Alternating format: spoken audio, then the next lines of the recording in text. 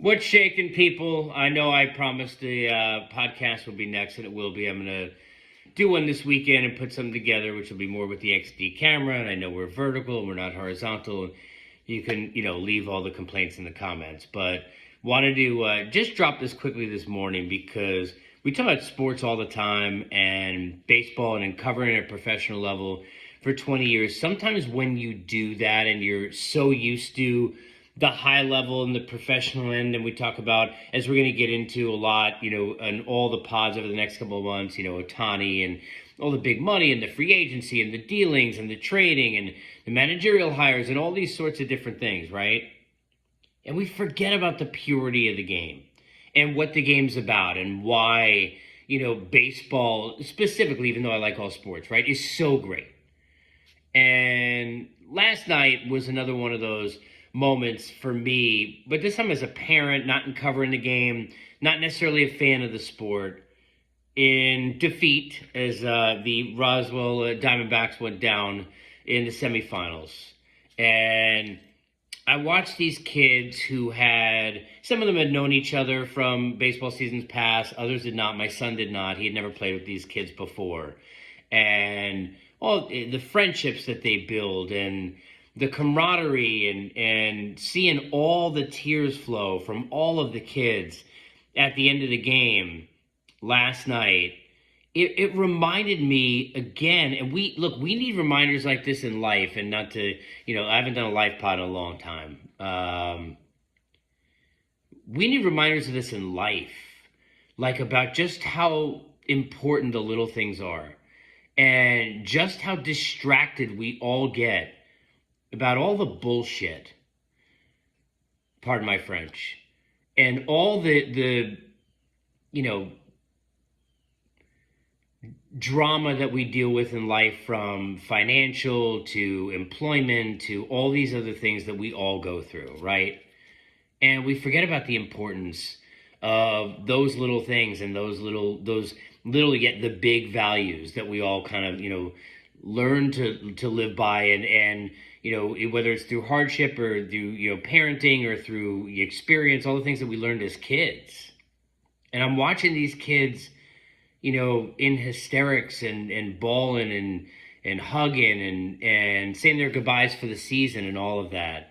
And it reminded me of just the purity of the game, but also the purity of just of friendship, of kindness, and of all those experiences that you learn when you're with people that you care about, whether it be family, friends, or otherwise, people you work with.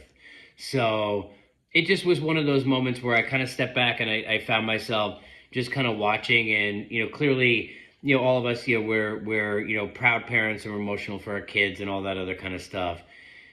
But it was far beyond just watching these kids fall in love with the game. And my son has, over the last year, fallen in love with the game of baseball, something I've been in love with for 40 years, which has been amazing and awesome.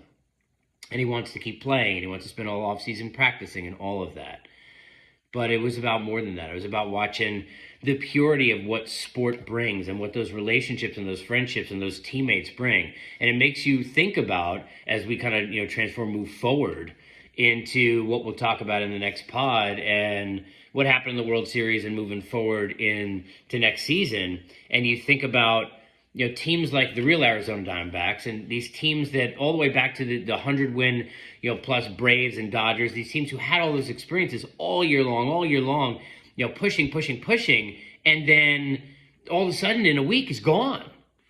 And you think about how these kids feel. I mean, imagine those relationships and being away from their families. Those kids get 18, those a lot of them kids, right? But those players, they get 18 days off in a 6-month period. A lot of them don't see their families, don't see newborns. People get mad they go home for 2 days and miss games to see a kid that's just born and they don't see him again for months.